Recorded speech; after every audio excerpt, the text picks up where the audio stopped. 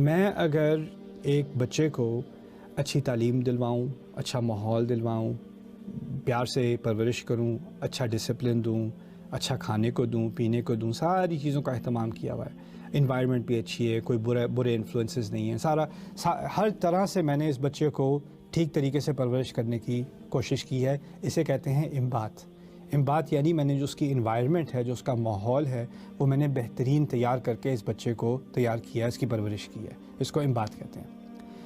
لیکن کبھی کبھی ایسا ہوتا ہے کہ آپ کے ہاں ماحول بہترین ہو، ریسورسز بہترین ہوں، ماں باپ بہترین ہوں، کوششیں پوری طرح کی گئی ہوں، کسی چیز میں کوئی خامی نہ کی گئی ہو، لیکن اولاد پھر بھی بگڑی ہوئی نکلے.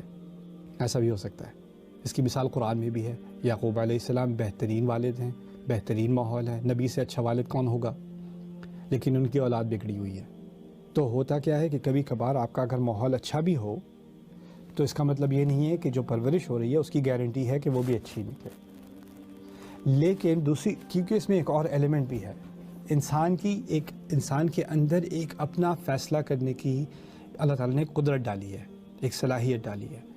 اور وہ فیصلہ اگر اس نے برائی کرنے کا فیصلہ کر لیا ہے تو وہ اچھے سے اچھے ماحول میں بھی ہو، اس نے برائی کرنی ہے. اور اس کا عکس بھی صحیح ہے، اگر وہ برے سے برے ماحول میں بھی ہو تو وہ اچھائی کر لے گا.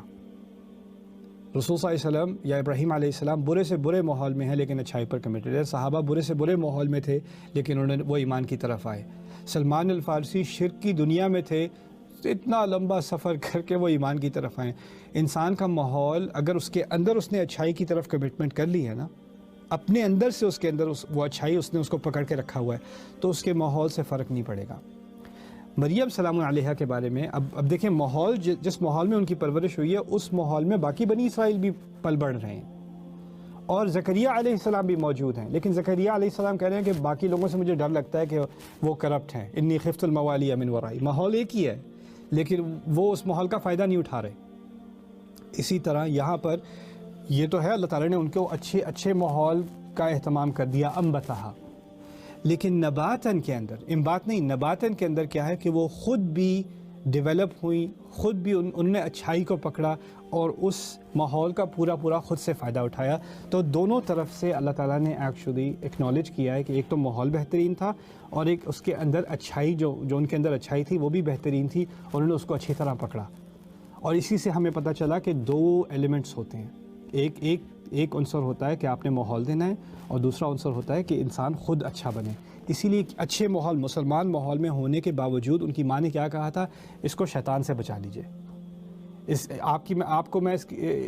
بچی کو میں آپ کی پناہ میں ڈال رہی ہوں شیطان کے خلاف، اور اس کی اولاد کو بھی. یعنی آپ اچھے سے اچھے اسلامی ماحول میں بھی ہوں، شیطان امیون نہیں ہے. آپ دیواریں بنا سکتے ہیں، شیطان اس کے تھرو گزر سکتا ہے، آپ تک پہنچ سکتا ہے. کوئی سیکیورٹی سسٹم نہیں ہے کہ آپ اسلامی ماحول میں تو شیطان آپ کو ٹچ نہیں کرے گا. آپ کے بچے نے قرآن حفظ کر لیا، آپ اس کو شیطان تنگ نہیں کرے گا.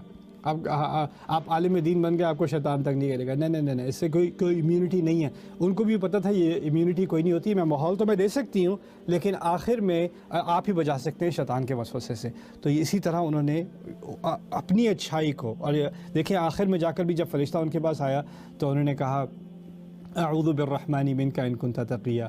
وہ سمجھی کہ کوئی اور بری نیت سے آیا تو انہوں نے پھر اللہ تعالیٰ سے پناہ مانگی. یعنی ماں نے پناہ مانگی تھی، پناہ میں ڈالا تھا بچی کو، اور بچی جب بڑی ہوئی ہے تو اس نے فوراً پناہ بھی مانگی ہے قرآن میں. تو انہوں نے ایکچولی اس چیز کو کنٹینیو کیا ہے.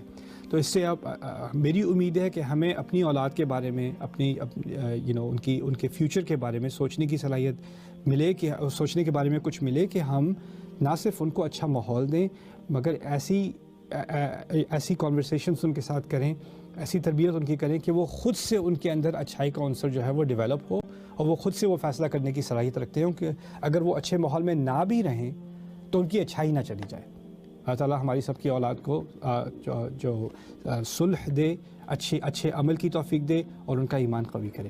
بارک اللہ لی ولکم فی القرآن الحکیم ونفعنی وإیاکم بالآیات والذکر الحکیم.